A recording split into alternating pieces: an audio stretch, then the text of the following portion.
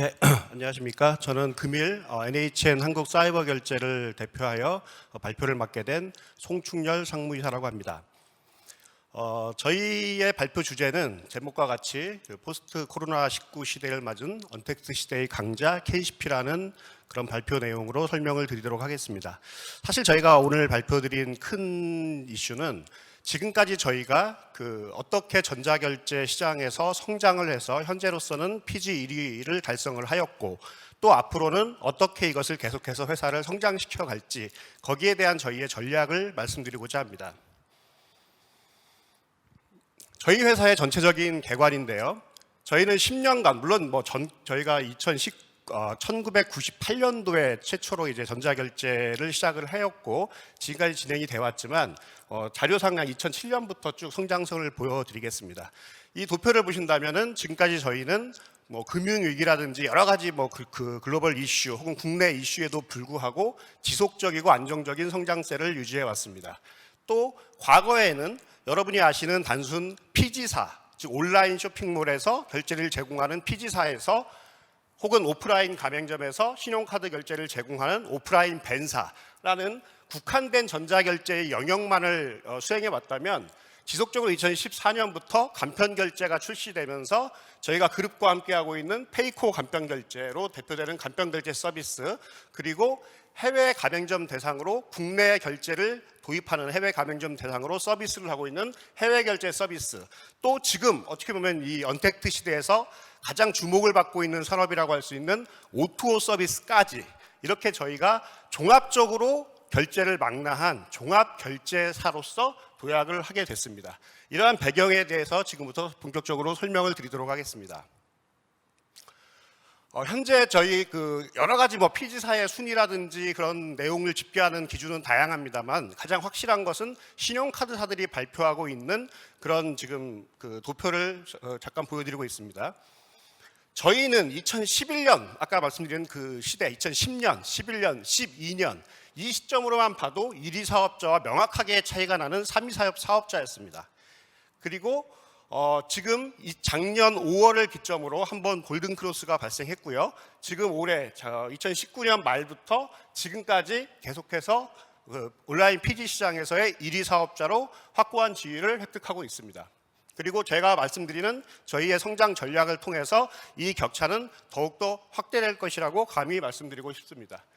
이 그래프를 보다 보면 전체적으로 온라인 시장이 많이 성장을 하는데 오히려 KCP 혹은 이 사업자들이 그래프가 좀 너무 이렇게 좀 옆으로 갔다는 그런 느낌이 들 수도 있지만 이것은 이제 PG사들의 순위가, 그러니까 경쟁이 또 치열해지다 보니까 3사의 MS를 보여주다 보니까 이런 도표가 나오게 된 것입니다.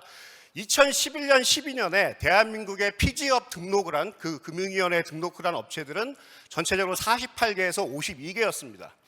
핀테크가 대두된 2015년, 16년, 17년, 18년 이 무렵에까지 확장된 새롭게 진출한 사업자들을 포함하면 150개가 넘는 사업자들이 3배수가 넘는 사업자들이 경쟁이 치열하게 된 것이죠. 그리고 오히려 지금은 좀 뭐라고 할까요? 옥석가락이라고 할까요? 전체적인 시장에 대한 치열해진 경쟁에서 기업들이 재편이 좀 되면서 현재 지금 가장 최근 자료인 2020년 9월 17일 발표 자료에는 현재 전자금융업자 중 PG로 업으로 등록된 회사는 업으로 등록된 회사는 117개로 이 산업이 조금씩 재편되고 있습니다. 오히려 옆에 있는 그래프를 한번 봐주시면 좋을 것 같은데요. 지금 도표가 좀 제한적이어서 저희가 지금 최근 것만 좀 보여드렸지만 2011년부터의 아마 저희의 월 거래액입니다. 저희 회사를 통해서 소비자들이 결제를 하시는 한 달간의 결제액의 평균 결제액이 2011년에는 월 3천억에서 4천억 수준이었습니다. 지금 보시면 월 2016년도 4분기에 월 1조가 달성이 되었고 지금 현재 가장 최근 자료인 2020년 2분기에는 월 2.1조 원이라는 금액이 저희 회사의 결제 시스템을 통해서 처리가 되고 있습니다. 오히려 더 이 온라인 사업의 성장과 결제 사업의 성장을 대표해 줄 수 있는 그 그래프가 제가 지금 보여드리는 이 그래프라고 생각을 하는데요. 이것은 지금 제한된 시간이기 때문에 저희가 비즈니스 모델을 다 설명드리기는 좀 제한적이어서 숫자로 보여드리자면 온라인 밴이라고 하는, 즉 저희 KCP의 결제 트래픽 외에도 네이버페이, 11번가, 이베이와 같은 별도의 PG 등록을 하셔서 결제 처리를 하고 있는 회사의 온라인 밴 트래픽도 저희가 처리를 하고 있기 때문에 그런 그 거래 건수에 대한 성장률을 5년간을 보여드린 겁니다. 5년 전에 960만 건에서 지금 7,500만 건으로 계속해서 성장을 하고 있죠. 이 그래프가 전체적으로 보면 온라인 쇼핑의 국내 성장을 연 한 15에서 20% 정도로 그 예측을 하시는 경우가 많습니다. 그럼 맞는 데이터고요. 그런데 저희는 독보적으로 40%의 지금 계속해서 성장률을 보이고 있고, 제가 생각하기로는 이 그래프는 지속적으로 최소 5년간은 상승할 것이라고 전망하고 있습니다. 그 이유는 20%의 시장 성장률은 당연한 거고, 국내 쇼핑들이 활성화되면서 저희가 성장하는 것은 당연한 거고, 오히려 제가 후술하게 된 저희의 전략이었던 해외 가맹점들이 들어오면서 기존의 국내에서 발생하지 않았던 비자, 마스터카드와 같은 해외 브랜드 카드로만 결제가 이루어졌던 그런 부분에 대해서 국내 카드라든지 국내 결제 수단으로 전환을 시켰기 때문에 그 MS가 플러스 알파로 더해진 거라고 보시면 됩니다. 마찬가지로 앞으로는 O2O 영역에서 오프라인 거래가 온라인으로 전환이 되게 된다면 그 영역은 더욱더 확장이 되겠죠.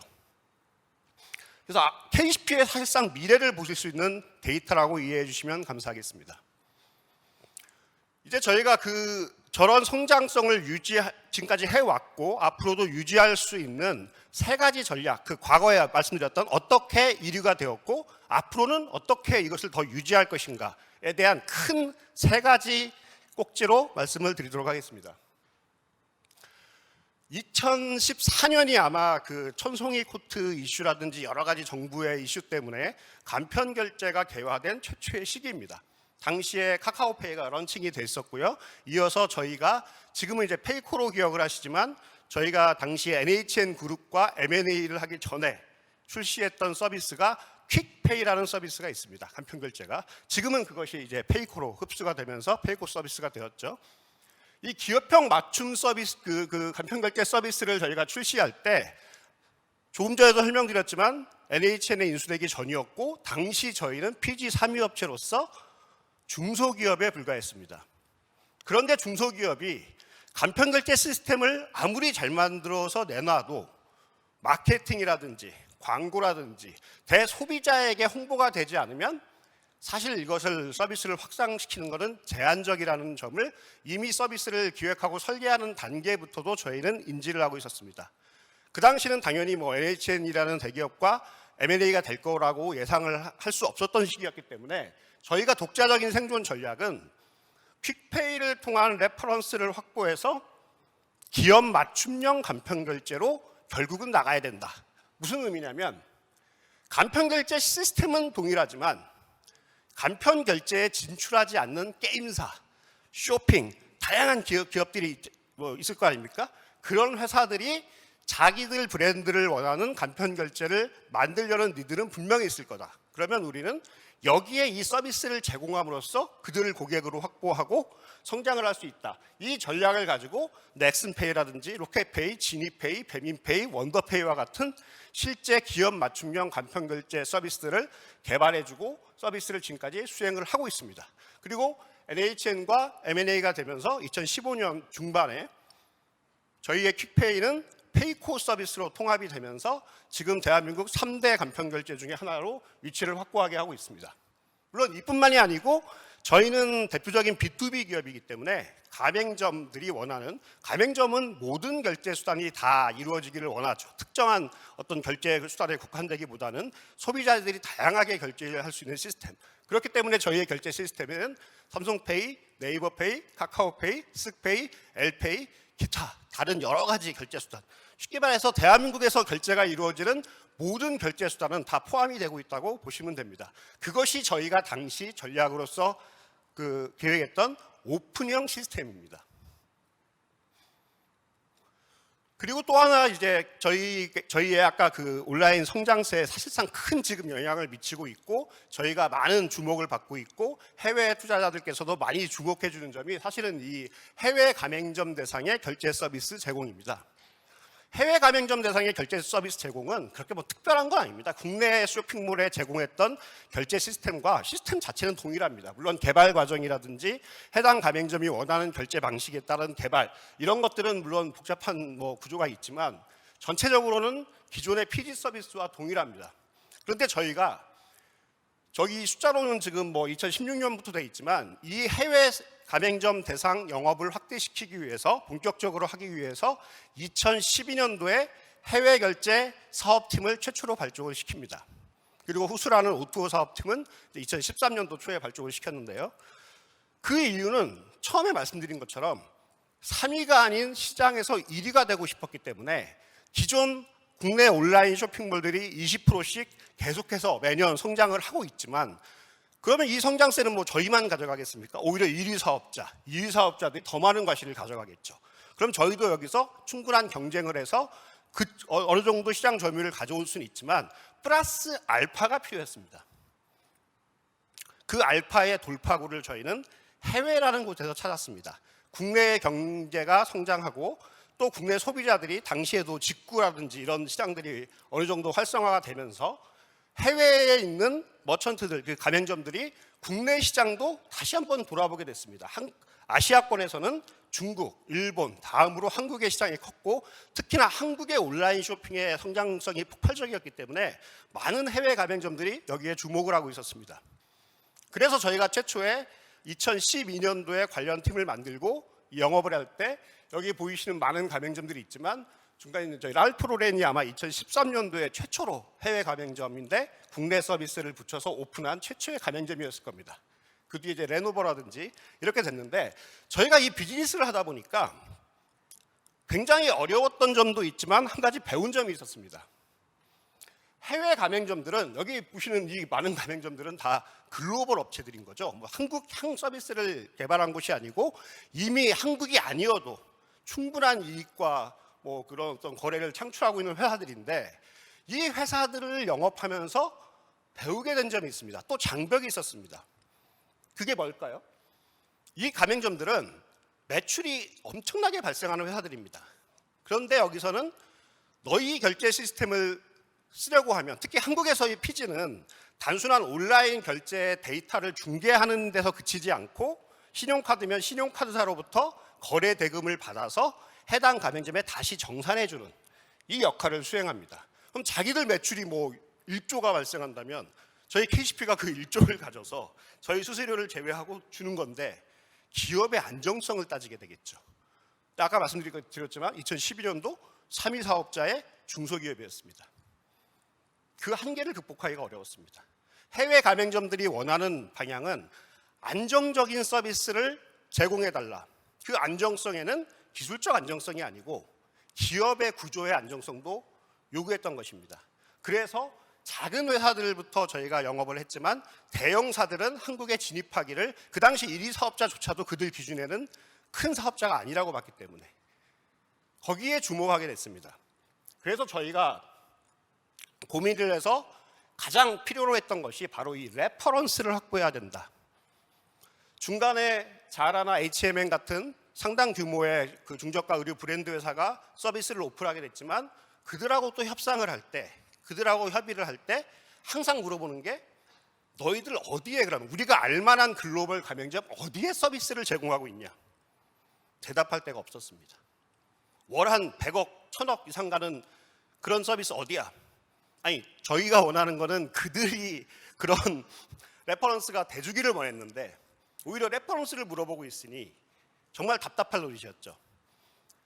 그런 레퍼런스는 글로벌 PSP사와의 파트너십을 체결하면서 비자 계열인 사이버소스와의 업무 제휴 계약을 체결하면서 일정 부분 해소가 됐고 사실상 저 글로벌 PG 1위인 업체와 한국에서 유일하게 연동이 되어 있는 시스템을 제공하고 있다라는 점이 상당한 어필이 돼서 여기에 보시는 2012년에는 한두 개, 13년에 한 4개, 이랬다가 2016년에는 26개 정도의 가맹점들이 들어오면서 저희가 이 가맹점들을 대상으로 안정적인 PD 서비스를 계속해서 제공해 드림으로써 소위 말하는 레퍼런스를 천천히 확보하고 있었던 것이죠. 이렇게 피지 결제의 해외 가맹점의 매출들이 거래 금액이 계속 올라가면서 애플이 작년 8월에 2019년 8월에 앱스토어에서 기존의 비자 마스터라든지 해외 카드만 전용으로 등록이 됐고 국내 카드는 등록조차 되지 않아서 결제를 할 수 없었던 그런 애플 iOS 시스템에 저희가 독점 사업자로서 사실상 피지에서 마스터 피지라는 그런 지위를 획득해서 서비스가 오픈되게 됩니다. 그 오픈이 단순히 하루 이틀 만나가지고 계약해서 체결한 게 아닙니다. 1년이 넘는 협의 기간과 그 가맹점이 원하는 결제 방식, 그것이 아까 설명드렸던 기업 맞춤형 간편 결제와 유사합니다. 카드 번호를 저장해서 소비자는 아이디 패스워드로 결제하거나 휴대폰의 지문 인식으로 결제를 하거나 하여튼 우리가 원하는 글로벌 표준에 맞는 방식으로 결제를 하게 해달라. 거기에 맞춘 서비스를 개발하고 기획하고 어떤 정부라든지 카드사의 규제를 풀기 위해서 같이 노력하고 그런 과정을 한 1년 반 정도 겪으면서 작년에 서비스가 런칭되게 되었습니다. 그 후에 지금 규모로서는 작지만 루이비통이라든지 에르메스라든지 수많은 지금 명품 브랜드들이 이 언택트 시대에 새롭게 이제 온라인 쪽으로 판매처를 확대하면서 저희의 고객이 되셨고, 테슬라 같은 경우는 좀 특이합니다. 런칭 자체는 한 3년 됐는데 그 당시에는 여러분이 아시다시피 모델 3라는 브랜드가 대중화된 브랜드가 수입이 되지 않았기 때문에 당시에는 계약금 결제 정도의 수준에 불과했다고 한다면 작년 말부터 본격적으로 차량의 인도가 일어났죠. 수입차 시장 점유율 1위라는 어떤 기사가 났으니까. 이 테슬라는 좀 특이하게 모든 결제를 혹은 구매를 온라인에서 진행을 합니다. 기업 정책인 거죠. 이 두 회사의 거래 금액이 급속도로 커지면서 이전에 저희가 보여드렸던 이 여기 파란색 부분이 해외 가맹점, 저희의 전체 거래 금액에서 해외 가맹점이 차지하는 비율을 나타내는 표입니다. 2016년 혹은 그 전에 1%도 안 됐죠. 아주 미미했으니까요. 작년에 제가 본격적으로 IR을 했던 시점이 2019년 EQ인데 이때만 하더라도 3%에서 4% 정도밖에는 차지하지 않았습니다.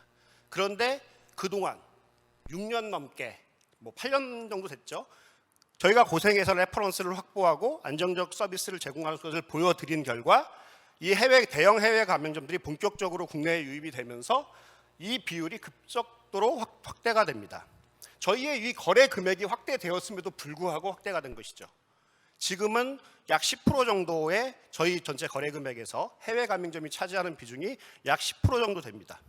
원래 이 코로나 사태가 없었다면 저희가 익스피디아 그룹이 런칭을 하면서 한 2, 3% 이상이 더 올라갔어야 되는데 지금은 이제 그쪽 여행 쪽이 좀 멈춰 있어서 좀 정체이긴 하지만 컨텐츠라든지 이런 매출이 크게 늘면서 계속해서 확대가 되고 있는 그런 상황이죠. 2020년 이제 지금 3분기지만 4분기 말에는 저희 스스로 예측하기에도 전체 저희 거래 아까 금액의 한 15% 정도를 해외 가맹점이 차지할 것이고, 그리고 내년 길게도 아니고 한 1년 아닌 내년 이 무렵에는 20% 이상의 거래 금액 대비 비율을 저희가 차지할 수 있을 거라고 생각하고 있습니다. 이는 하고 싶다가 아니고 이미 저희가 공표는 해드릴 수 없지만 이미 국내 도입이 확정된 그런 해외 글로벌 대형 가맹점들의 거래 금액을 예상했을 때 저희는 오히려 20% 이상의 점유율을 차지할 거라고 확신을 하고 있는 중입니다.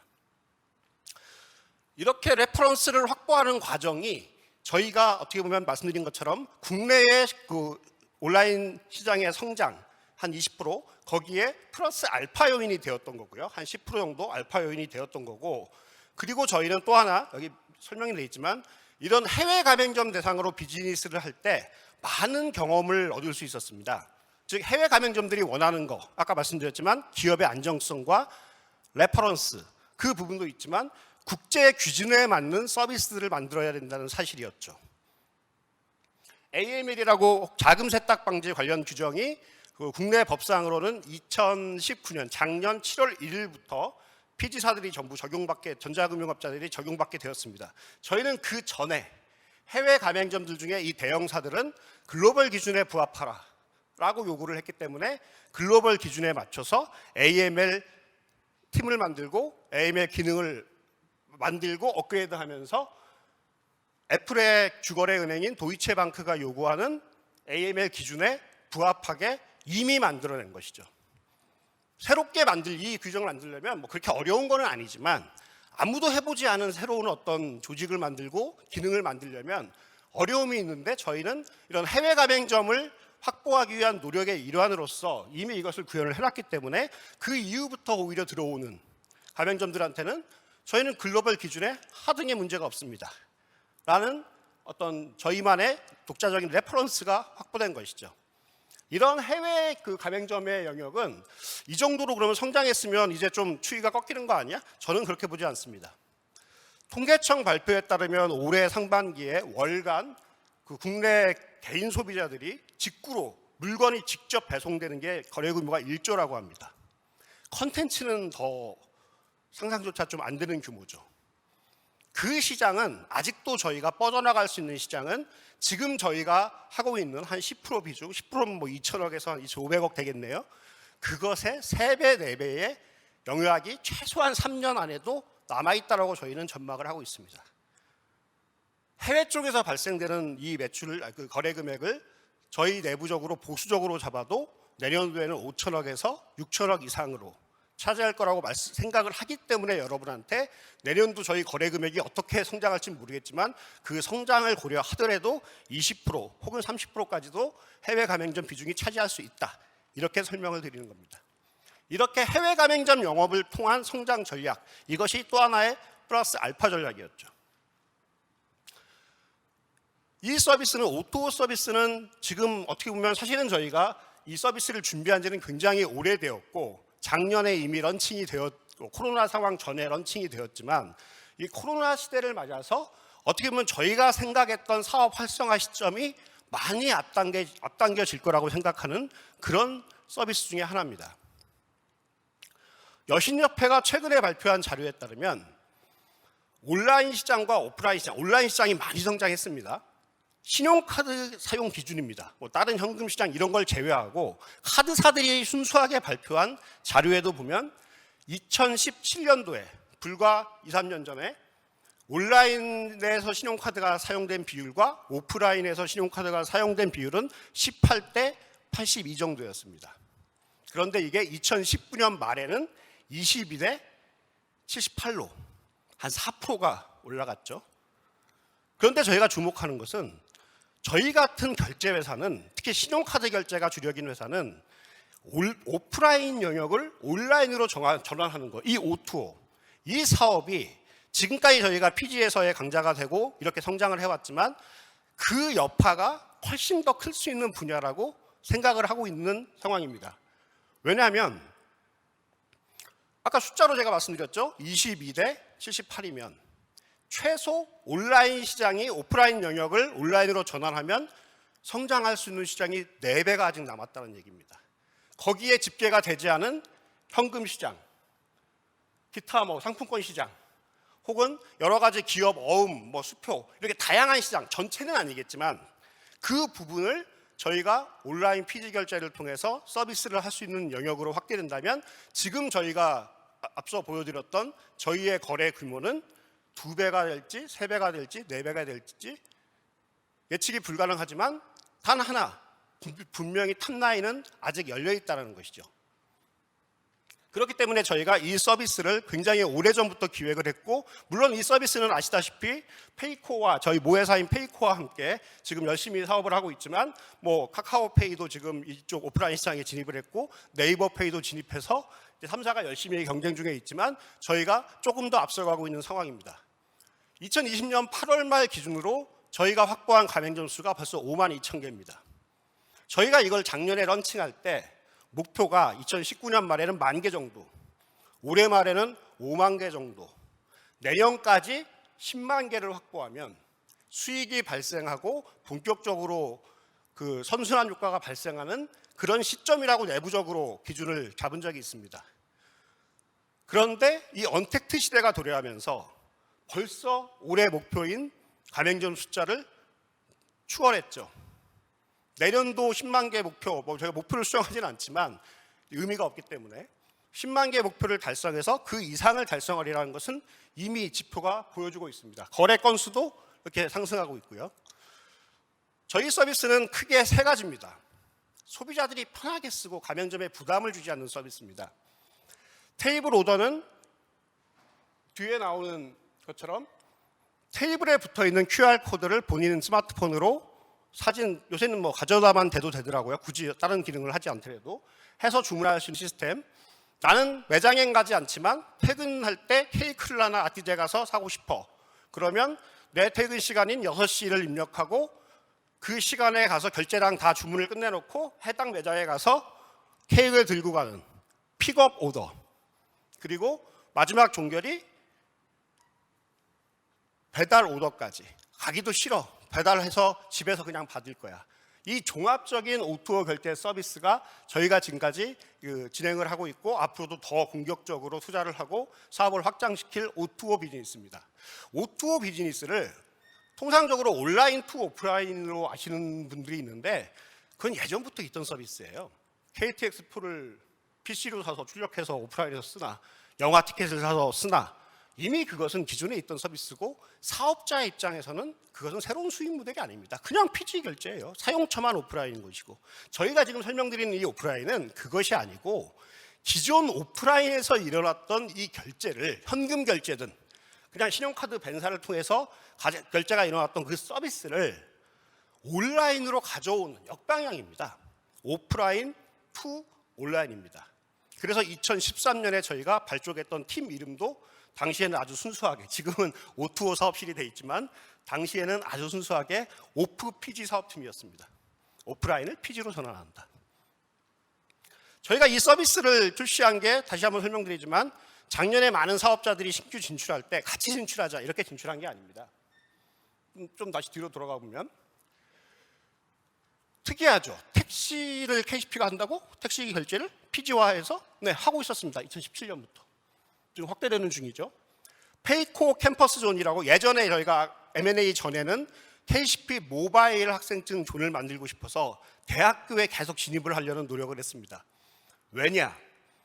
대학생들이 가장 앞선 결제, IT를 받아들이는데 가장 익숙하고 대학 가는 상권이 형성되지 않습니까? 당장 여기가 수익되진 않아도 미래 고객을 확보한다는 의미였죠. 그래서 모바일 학생증 존으로 2012년부터 시작을 했습니다. 13년에 본격적으로 팀이 만들어지면서 이제 진행을 했고요. 지금은 이제 페이코와 함께 페이코 캠퍼스 존으로 확대가 됐는데 대한민국에 있는 전문대를 다 합쳐서 대학교가 397개인가 398개라고 합니다. 현재 기준으로 저희가 확보한 대학교는 200개입니다. 70%를 장악하고 있는 거죠. 그리고 기업 식권 서비스, 페이코와 함께하고 있는 기업 서비스 700개 회사에서 4만 명이 넘는 직원들이 이미 쓰고 계시고 계속해서 확대가 되고 있습니다. 이런 저희는 그리고 혹시 아실지 모르겠지만 이디야 커피를 이용하셨던 분이 있다면 3, 4년 전부터 NFC 결제에 페이코가 붙어 있으면서 이렇게 휴대폰을 올려놓으면 간단하게 결제가 되는 그런 서비스를 경험하신 분들이 있을 겁니다. 그 동글 2만 개를 3, 4년 전에 제작해서 했었죠. 물론 지금은 트렌드가 NFC에서 QR코드로 이전을 했기 때문에 페이코 오더 서비스의 지금 모습이 QR 기반의 서비스로 됐지만 언제든지 NFC 시장이 다시 열린다면 저희는 바로 전환할 수 있는 능력과 기술을 가지고 있습니다. 이렇게 결제가 되는 것은 이런 페이코 오더와 같은 이 서비스는 사실은 굉장히 오래전부터 있었습니다. 일부 결제에 관심 있는 분들은 어떤 특정 가맹점이 NFC 같이 테이블 위에 뭘 이렇게 올려놓으면 메뉴가 떠서 주문할 수 있는 기능이 있다. 그런 기사를 검색하실 수 있을 거예요. 그리고 수많은 스타트업들이 이 시장에 이미 2015년, 16년에 많은 도전을 했습니다. 저희도 그때 알고 있었죠. 그런데 저희가 그때 나서지 않은 것은 소비자 입장과 사업 기획으로서는 이렇게 결제가 돼서 하면 되게 편리하잖아. 소비자가 찾아가지 않고 테이블에 먼저 가서 앉아서 내 스마트폰으로 주문을 해서 온다면 얼마나 편해, 소비자 입장에서는. 그 점에 주목을 하게 된 거죠. 그런데 저희 같은 결제 사업자는 B2B 사업자이기 때문에 가맹점의 입장을 또 고려하게 됩니다. 가맹점 입장에서는 그러면 이 서비스가 뭔가 좋은 것 같긴 한데 그럼 우리가 비용을 들여야 돼? 별도의 장치를 둬야 돼? 또는 매출도 관리가 그러면 안 돼? 이것은 가맹점에게 좀 고통을 주는 것이죠. 그리고 수수료는 그러면 얼마야? 통상 신용카드 결제보다 높아? 이러한 장벽들에 대해서 좀 간과가 된 부분이죠. 저희는 종합결제회사지 않습니까? 그 부분을 다 해결할 수 있었습니다. 여기에 보이시는 게 여러분이 대표적으로 알고 있는 포스기기입니다. 아마 설빙 매장의 포스기기였는데 설빙이 저희 페이커 오더 1호점이었습니다. 포스기기인데 이 포스기기는 저희 같은 벤사, 비율은 좀 작지만 저희 같은 벤사는 이전부터 저희가 이런 포스기기들을 가맹점에 제공하면서 오프라인 결제를 해왔습니다. 이것에다가 그 기능을 통합시킨 거죠. 지금의 이 O2O 비즈니스를 하고 있는 타 경쟁사들은 여러 가지 방식이 있지만 웹 방식, 즉 이 포스기가 컴퓨터이기 때문에 기존 주문 시스템을 내리고 별도의 창을 띄워서 결제를 받는 시스템, 혹은 가장 쉽게 진입하는 거, 별도 단말기, 아이패드든 안드로이드 태블릿이든 별도 단말기를 가맹점에 제공해서 거기서 주문이 나타나게 하는 거. 그런데 그렇게 독자적인 단말기로 가게 된다면 어떤 일이 발생할까요? 최소한 원가만 해도 30만 원이 넘습니다. 가맹점이 지불해야죠. 혹은 이 사업을 하는 사업자가 무상으로 주든지. 저희의 시스템, 원래 저희 벤을 이용하시는 분들이라면, 혹은 저희 제휴벤이나 제휴포스를 이용하시는 분들이라면 소프트웨어 기능 중에 포스 솔루션이라는 건 하드웨어가 아닙니다. 하드웨어는 그냥 컴퓨터예요. 이 안에 결제 관련된 솔루션이 들어있는데 그것을 포스 시스템이라고 하는 겁니다. 그 안에 저 페이커 오더 기능을 이미 다 넣어서 업그레이드를 해놨습니다. 그렇기 때문에 언제든지 계약만 하면 전환이 될 수 있는 것이죠. 새로운 비용, 테이블 오더를 위해서 스티커 비용 발생할 겁니다. 뭐 얼마나 되겠습니까? 기존의 가맹점은 내 눈앞에 고객이 없을 뿐이지 기존에 와서 매장에 주문해서 종업원이 직접 주문을 입력하는 거나 고객의 스마트폰에서 와서 저 포스 기계에 주문이 들어오는 거라 동일한 방식으로 이루어지는 겁니다. 그렇기 때문에 저희가 내놓은 이 페이커 오더는 시장이 무르익기를 기다렸고 그 시장이 무르익는 시점이 어떻게 보면은 소비자들이 이제 간편 결제에 익숙해지고 QR이라는 어떤 새로운 기준이 NFC냐 QR이냐 하는 전쟁에서 이전이 되고 그리고 가맹점주들한테도 부담을 주지 않고 서비스를 할 수 있는 것, 그 시점을 작년으로 봤기 때문에 서비스를 오픈했습니다. 그래서 이 비즈니스는 굉장히 앞으로도 사업이 저희가 크게 확대될, 저희의 최소 한 5년의 미래 먹거리 사업이라고 생각하고 있고, 저희는 저희 모회사인 페이커와 함께 이 시장을 현재 선도하고 있는 중입니다. 그렇기 때문에 저희가 아까 말씀드린 기존의 온라인 산업, PG의 성장, 해외 가맹점의 성장 지속되겠지만 또 하나의 플러스 알파가 있는 것입니다. 즉 3알파 전략이라고 해야 될까요? 이렇게 세 가지 영역에서, 그런데 이것을 위해서 중간에 실패도 많이 해봤죠. NFC를 2만 대를 배포했는데 뜻밖의 소비자들이 NFC를 쓰지 않습니다. 좋은 경험입니다. QR로 트렌드가 넘어갈 때 빨리 거기에 맞춰서 결제 시스템을 개편했죠. 서비스를 출시하고. 실패해서 성공이 나온다는 것은 누구나 아는 내용이지만 그러한 과정을 통해서 저희는 지금까지 이렇게 회사를 키워왔고 앞으로도 지속적으로 상승시키려고 하는 것입니다. 저희가 이 산업이 조금 어렵습니다. 제조업이나 그런 것처럼 몇 대를 만들어서 팔았다, 이게 얼마가 더 팔릴 거다 이렇게 설명하면 이해하기 쉬우신데, 결제라는 것은 눈에 보이지 않는 기업과 기업 간의 백단에서 움직이는 거기 때문에 수익 구조가 어떻게 되고 이런 부분들을 설명드리기는 제한된 시간 내에 되게 어렵다라는 점은 좀 양해를 부탁드리겠습니다. 그런데 저희는 아직도 말씀드리지만 이 코로나 상황이 절대 기업한테 이것이 좋은 상황이다, 그것은 아닙니다. 국가적 불행을 어떻게 좋은 점으로 해석할 수는 없겠죠. 다만 트렌드가 바뀌었다라는, 저희가 예상보다 소비자들의 소비 패턴이 빨리 바뀌고 있다. 언택트가 확산되면서 온라인 구매가 더 늘어나고 이러한 O2O 산업을 찾는 가맹점들이 많아지고 소비자들도 이제는 익숙해졌다. 즉 저희가 생각하는 성장 시기가 최소 몇 년은 더 땡겨진 그런 지금 상황이라고 생각이 됩니다. 그렇기 때문에 저희는 지금 저희가 과거 3위 업체에서 1위 업체가 됐다고 자만하지 않고 이러한 새로운 회사의 성장 동력이 될 수 있는 서비스를 계속해서 발굴하고 개발함으로써 시장을 계속해서 선도해 나가고 그 선도를 함으로써 새롭게 저희의 어떤 학습을 하고 이 학습을 통해서 새로운 서비스를 출시하고 그럼으로써 다시 시장을 선도하는 이러한 선순환 구조를 만드는 것이 저희의 기업 성장 전략이라고 하겠습니다. 마지막으로 이제 시간이 없는데요. 제가 외국인 투자자들께 설명을 드릴 때 회사 입장을 한마디로 간단하게 표현하는 게 참 힘들었어요. 지금 설명드린 것도 하고 싶은 거에 10분의 1도 못 했는데 그래서 마지막에 그 글로벌 큰 펀드 담당들에게 그냥 이런 설명을 드렸습니다. We are still hungry. KCP는 배고파서 지금까지 이렇게 올라왔고 지금 여기에 자만하지 않고 앞으로도 계속 헝그리 정신으로 기업을 키워갈 회사입니다. 너무 좋아하시더라고요.